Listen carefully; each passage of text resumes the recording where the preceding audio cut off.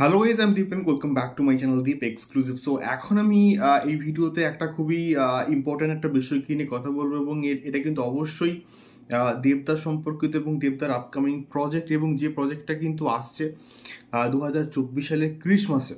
So এটা কিন্তু দেবদা মোটামুটি কনফার্ম করেছেন যে সব কিছু মোটামুটি ঠিকঠাক থাকলে এই প্রজেক্টটা মানে দেব, অভিজিৎ সেন এবং বেঙ্গল টকিজ এই যে কম্বিনেশনটা, এই যে ট্রায়োটা কন্টিনিউয়াসলি পরপর কয়েক বছর আমাদেরকে প্রজাপতি দিয়েছে, টনিক দিয়েছে এবং এবছর প্রধান দিল। এই পার্টিকুলার ট্রায়োটা কিন্তু 2024 কিন্তু আসবে সব কিছু ঠিকঠাক থাকলে, এবং তার আগে খাদান হচ্ছে মুক্তি পাবে এবং তার আগে কিন্তু পুজোয় টেক্কা কিন্তু মুক্তি পাবে। সো দেখা যাক এই এক্স্যাক্টলি ছবিটার অ্যানাউন্সমেন্টটা এক্স্যাক্টলি কবে হয়। বাট এই ভিডিওতে আমি কথা বলবো যদি যদি মানে ইন্ডাস্ট্রির ভেতরে কিন্তু কন্টিনিউয়াসলি এই একটা কিন্তু গুঞ্জন রড়ছে যে এই যে ছবিটা আসছে এটা কিন্তু নাকি হতে পারে প্রজাপতি 2। সো প্রজাপতি এমন একটা প্রজেক্ট ছিল যে প্রজেক্টটা কিন্তু একটা হিউজ লেভেলে কালেকশনস কিন্তু করেছিল বক্স অফিস থেকে, এবং বহুদিন কিন্তু বক্স অফিসে মানে বিরাট লেভেলে কিন্তু ব্যবসা করেছিল, এবং মানে এমন একটা ফ্যামিলি ড্রামা জনরার প্রজেক্ট ছিল এবং একটা দুর্দান্ত মেসেজ বলি বা দুর্দান্ত কনসেপ্ট বলি, মানে অন্য রকমের একটা ফ্যামিলি ড্রামা কিন্তু ছিল, মানে এটাকে নিয়ে বস কোনো রকম সন্দেহ নেই।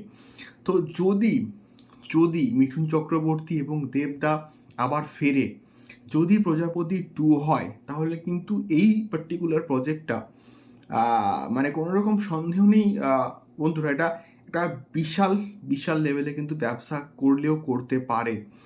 ইভেন প্রজাপতি বলি, টনিক বলি, বা আমাদের রিসেন্টলি রিলিজ হওয়া প্রধান বলি, এদের যে বক্স অফিস কালেকশনস এটাকে কিন্তু জাস্ট ছাপিয়েও কিন্তু যেতে পারে। এবং এই মানে এটা এক্স্যাক্টলি এখন অবধি কনফার্ম নয় যে এটা প্রজাপতি 2ই আসবে, বাট এটা কনফার্ম, মোটামুটি কনফার্ম যে দেব এবং মিঠুন চক্রবর্তী কিন্তু সম্ভবত আরও একবার কোলাবোরেশন করতে চলেছে, এবং সেটা প্রজাপতি 2 হয় কিনা এটা কিন্তু আমাদের জাস্ট সময়ই কিন্তু বলবে, এবং এটার খুব শীঘ্রই হয়তো একটা অ্যানাউন্সমেন্টও কিন্তু করা হতে পারে।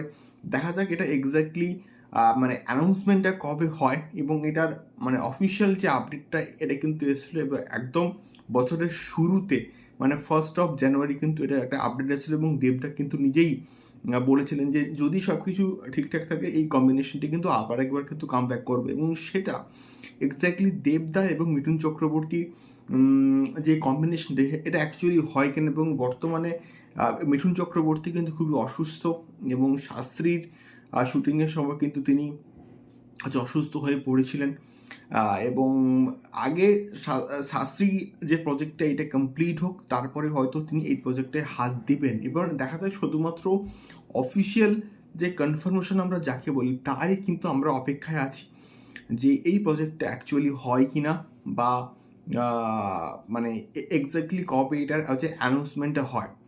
সো তোমাদের কি মতামত, এবং তোমাদের কি মনে হয় যদি প্রজাপতি 2 আসে তাহলে এটা কতটা কি বিজনেস করতে পারে বক্স অফিস থেকে, আমাকে অবশ্যই কিন্তু কমেন্ট করে শেয়ার করতে পারো।